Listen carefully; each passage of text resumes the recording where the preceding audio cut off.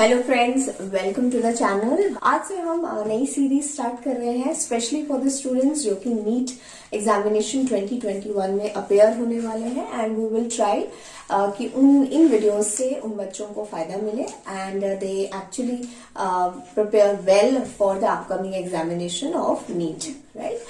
So we will start with the very first lesson of the biology course, that is the living world। और उसका पहला topic है what is living, right? हम किस तरह से किसी भी एक लिविंग और नॉन लिविंग थिंग के अंदर डिफरेंस जान सकते हैं कि ये जो चीज है इसमें it is a living substance और this is a thing that is non living, right? So if first of all if we try to see what is living, if we define the word living is something that is alive, right? Which demonstrates life, right? जिसमें किसी भी तरीके की कोई भी जान है, उस एक सबस्टेंस को हम कहते हैं that is living, right?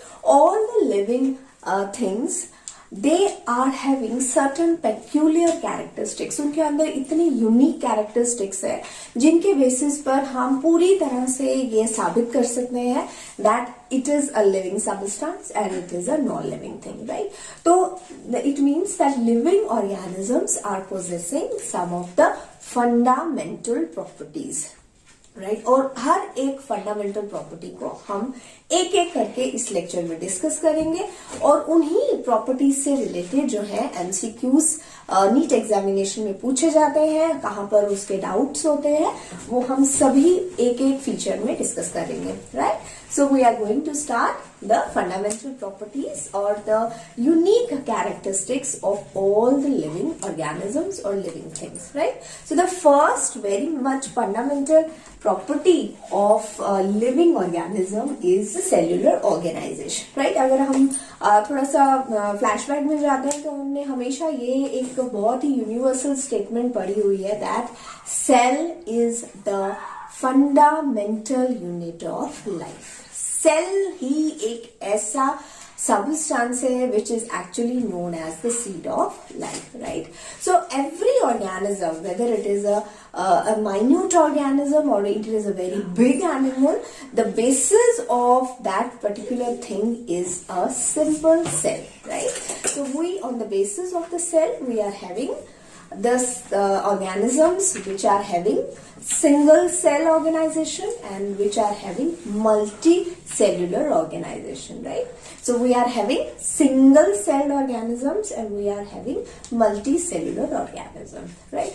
Single celled organisms are having only one type of the cell which performs all the metabolic activities of the life. On the other hand, multicellular organisms are having group of cells, millions and trillions of cells which work together in a very mutual manner in order to conduct all the metabolic activities of the life, right?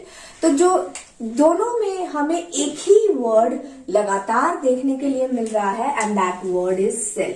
तो हर कोई एक चीज जो है किसकी बनी हुई है? सेल की बनी हुई है, राइट? चाहे वो एक सिंपल सेल जैसे अमीबा है, right? It is a single celled organism which is conducting all the metabolic activities, जो कि एक कॉम्प्लेक्स ऑर्गेनिज्म में भी वैसे ही होती हैं जैसे कि फॉर एग्जाम्पल ह्यूमन बींग्स या मैन में, right? So the fundamental property of both these organisms is a simple cell, right? Cells जब एक साथ इकट्ठे हो जाते हैं और एक ही तरह का फंक्शन परफॉर्म करते हैं, then they actually constitute a tissue.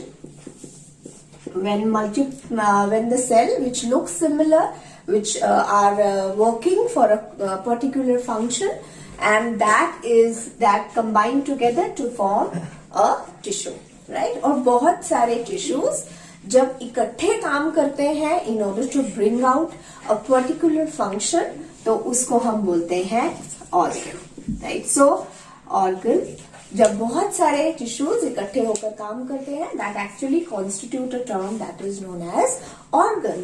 और जब बहुत सारे organs किसी भी एक ऑर्गेनिज्म में काम करते हैं तो वो बनाते हैं हमारा organ system, right, organ system जिसमें हमारी बॉडी के बहुत सारे ऑर्गन सिस्टम्स हैं, जैसे सर्कुलेटरी सिस्टम है, एक्सक्रीटरी सिस्टम है, एंडोक्राइन सिस्टम है, रिप्रोडक्टिव सिस्टम है। तो ये सारे के सारे जो है, these all are examples of the different types of the organ system that are working inside a normal organism, right. और बहुत सारे organ system when they are working in a normal physiological manner, तो उससे बनता है एक normal organism, right. So it means we have started from where, एक cell से शुरुआत हमारी हुई है, उन्हीं सेल्स को जोड़कर हमने बनाया है टिश्यू। जब बहुत सारे टिश्यूज काम करते हैं तो बनता है ऑर्गन, और जब बहुत सारे ऑर्गन्स इकट्ठे म्यूचुअली किसी एक फंक्शन के लिए परफॉर्म करते हैं तो बनता है ऑर्गन सिस्टम। और ऑर्गन सिस्टम जब अच्छे से काम करे तो बनता है एक normal organism, right? So if we look at the different structures of different types of the organism, आपने plant cell का structure देखा है, animal cell का structure देखा है, फ्लावर्स का स्ट्रक्चर आपने पढ़ा होगा अभी तक। तो इन सभी के बेसिस पर हम कहते हैं that cellular organization is what, it is the defining property of all the living organism, right. तो ये एमसीक्यूज काफी बार पूछा जाता है, is cellular organization is the defining property. So cell, yes, cellular organization is known as the defining property of all types of living organisms, right? So this is all about cellular organization. So the second characteristic feature of all living organism is the metabolism. Metabolism is also the defining property of all living organism. जैसे हमने पिछली example पढ़ी है cellular organisation की, उसी की तरह metabolism भी एक डिफाइनिंग प्रॉपर्टी है, एक फंडामेंटल प्रॉपर्टी है हर तरह के लिविंग ऑर्गेनिजम्स की। कैसे कह सकते हैं, will see. Metabolism, if you want to define the word metabolism is defined as the sum total of all the biological reactions that are taking place inside the body, right? जितनी भी हमारी body के अंदर किसी भी तरीके की reaction हो रही है, उन सभी के सम टोटल को हम बोलते हैं metabolism, right. So metabolism is broadly classified into two main types, right. One is catabolism and another is anabolism, right?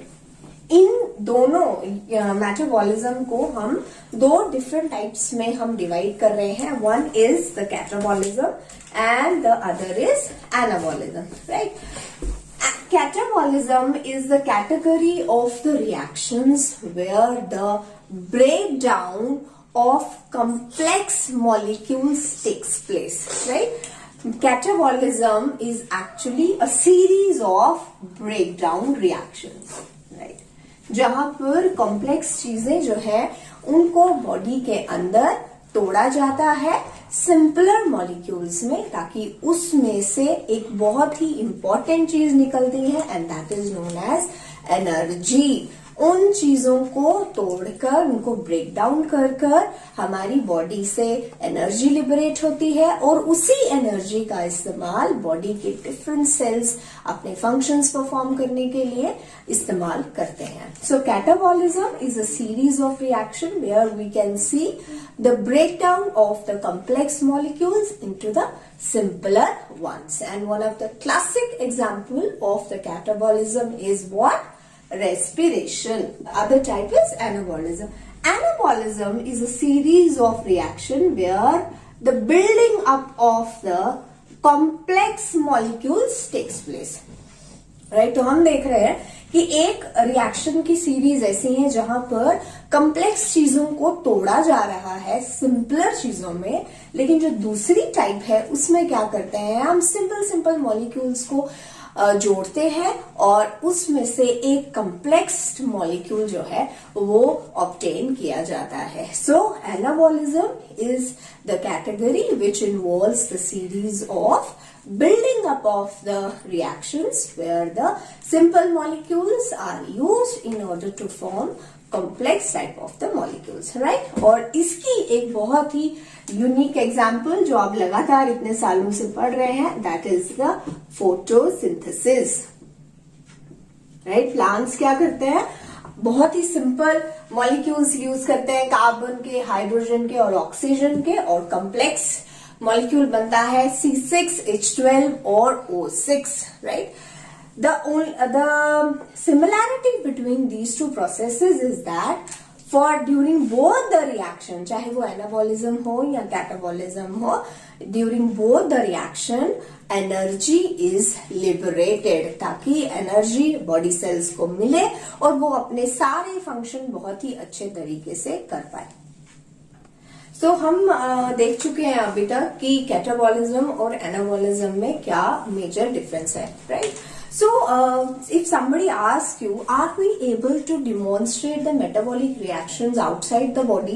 Right? ये वो reactions हैं जो हमारी body के अंदर हो रही हैं। क्या हम इन्हीं reactions को कभी do we have the experience of experiencing all these things outside the body? So the answer is yes, right? We can demonstrate the metabolism in a special type of the system, और उस system का नाम है cell free system. Cell free system, right? एक system जिसमें हम metabolism की जितनी भी reactions हैं उनको देख सकते हैं, notice कर सकते हैं. That is the cell free system, and cell free system is actually an in vitro tool. Right, जो विट्रो वर्ड है वो एक वर्ड से डिराइव है और उस वर्ड का नाम है vitreous, which means glass, right. और इसकी एक बहुत ही सिंपल एग्जांपल अगर आपको मैं दूं तो वो है test tube, right. So the experimental setups, right, जो कि टेस्ट ट्यूब्स में लगाए जाते हैं लेबोरेटरी कंडीशंस में, स्ट्राइल कंडीशंस में, किसी भी एक सेल की ग्रोथ को देखने के लिए, कॉलोनीज को ग्रो करने के लिए, वहां पर भी हम ये चीजें जो है वो नोटिस कर सकते हैं। Even if we have extracted those cells outside the body, we can grow them, we maintain all the conditions जैसे कि एक नॉर्मल सेल के अंदर होती हैं, जब वो बॉडी के साथ होता है, जुड़ा हुआ होता है, वो सारी चीजें जो है बहुत ही अच्छे से हम लेबोरेटरी में भी मेंटेन कर सकते हैं। सो metabolism, so on the basis of this we can say that metabolism is again a defining property of all the living organisms. इससे रिलेटेड किसी भी तरीके के MCQs या कोई भी आपके पास कोई भी एक्स्ट्रा कुछ आपके पॉइंट्स हैं जो समझ नहीं आया है आपको, you can share those comments in the comment section as well.